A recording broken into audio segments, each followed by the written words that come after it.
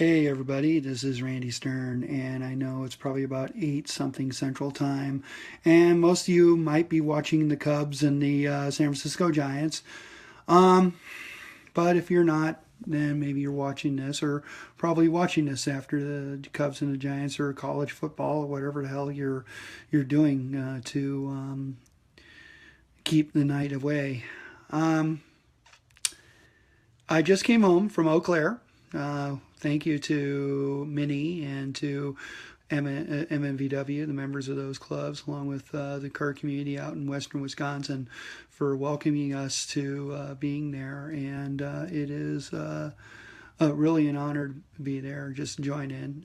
It wasn't just an excuse to bring out the Lexus RC 200T, but rather to join in something that's very important. Some of you may know of a young car enthusiast by the name of Joey Stendhal. He took his life over Labor Day weekend, and it really hurt deep within the car communities of Eau Claire and also some of us in the Twin Cities. This is a young man. I think he's 26. I didn't catch this. But the fact is that we need to have a fucking good discussion about suicide. Not just about suicide from PTSD from returning soldiers. Not just suicides based on bullying. Not just suicides based on stresses in life. We need to talk about it a 360 degree. There's a lot to be said about suicide. Not just those who have taken their lives, but also those who have attempted, those who've had thoughts of doing so or even threatened to do so.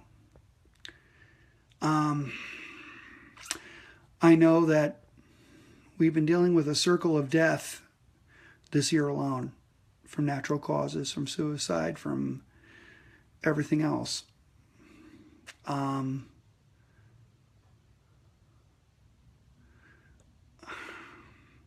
I don't know, Brent. You tell me. Okay? You fucking tell me, Brent. I am reading the comments while we're on, but pretty fucking pissed off right now about this, and I'm really, really, really needing to try to put that out there. If I have to use my byline and my website, Victory and Receipt, to do so, because this happened in the car community, we need to do that. We really need to have this conversation. Patrick made a very good comment, and I think it's a general comment, but I'm not knocking it down. And happy birthday, Patrick, by the way. It was great seeing you back at Mama. He said that there are always people willing to listen. If anyone needs to talk, even if you don't know me, I am the one willing to listen. I'm going to vouch for Patrick Morgan because this guy's fucking awesome. You know, he's one of those journalists that I would love to be if I, drove a stick and was able to go around the north course of Audubon Country Club the way he does. I mean, this guy's freaking awesome. And yes, he's willing to listen. But I think it takes more than that, Patrick. It takes a village, in a sense. But also, I want to target a few people, in essence. One thing I do notice is how many people spurn away from that situation. Oh, well, we can't handle behavioral health. We can't handle mental health or emotional health, whatever term you want to use.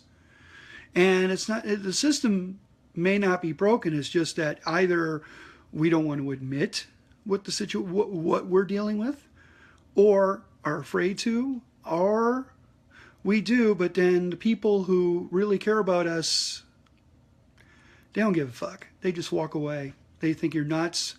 You might as well just go to hell and, and have a nice life. And if you do take your life, we won't be at your funeral. I'm being a little blunt, maybe a little dramatic, but this is one of many strains of the conversation that needs to be addressed. We are different people, and we come from different backgrounds, and we come from different situations. Now I want to jump in. Robert Edwards. Hey, what's up, Rob? Yeah, I know you're not 80 years old. Tell your wife that again. Robert Edwards says it does take a village. I know I have been there on both sides, and I know you and I have convos on that. Sometimes for the person suffering, it's too hard for them to talk. They may not know how or some other impediment, which, in other words, right, it's the blocking of the person. So, oh, we're back. Yay. Sorry about that, folks. Looks like the network inside the house decided to, well, have a barfing. But honestly, if you watch through the video, and if you're watching and want to comment about this, this really helps in trying to frame what needs to be spoken. Rest in peace, Joey. Dustin Milbrath said that you might have seen me in some of the meets, and I wish I knew you, because, and he's not the only one that has been that. So, and yes, Mado, we are talking about suicide. I would recommend starting from the top when I post it up, Mado. So, yeah, and there will be a backgrounder throughout the video for you to understand. So, be patient, my friend. And I know, yeah, oh, Mado, we all struggled with this subject. Yours truly. Yeah, even yours truly. So I'll stop here because I want to have this conversation. And if I have to use Victory and Reseda as that platform to talk about that conversation, I think it's time. Because I've been hearing it a lot among the car community, and for various different reasons. So, sorry to interrupt your social media experience. I think the Cubs are still leading. If you haven't checked, I think Michigan is kicking Rutgers' ass.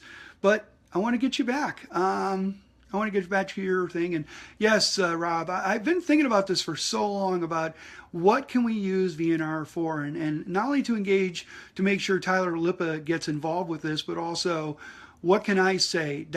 All right. Okay, we're back. Okay, folks. Have a great night. I need to rest. I'm tired. It was a great day. Thank you to Dustin Milbrath and the guys, and of course Tony Ost and Kelly Heidner. You are fucking awesome, dude. Arthur Payne, and of course Wayne Borden, Lance Lukowski of again, I'm going to butcher some last name. Lance from Next Level, who, yeah, we had a good drive out there, didn't we? And also to the Stendhal family for welcoming us into Encore Bar and Grill to have welcomed us as well. But tonight, I need some rest. I'm tired, and I'll sleep on this this evening. So, good night, all.